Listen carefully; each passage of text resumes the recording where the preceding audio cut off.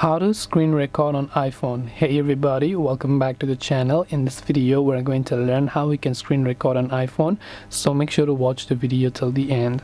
Now if you want to screen record on iPhone, before you just swipe from the top right to look for the recording icon, this has to be added if it is not already added. So just open up settings and then just go to the option called Control Center.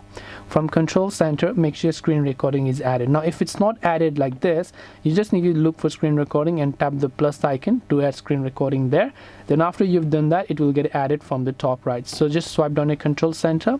Before you tap on it once, long press on it first, because here are a couple of settings you can customize. First is you can turn on or off microphone access. So if you want to record only your device audio, you can turn off microphone. If you want to record your audio as you speak as well, you can turn on microphone and then tap on the start recording option to begin recording your iPhone. So this way you should be able to actually screen record on iPhone. Hope this video was really helpful to you guys, and if it did help you, make sure to leave a like and subscribe to the channel. If you have got any more questions, queries or doubts, feel free to leave them down below. Thank you for watching and see you in the next video.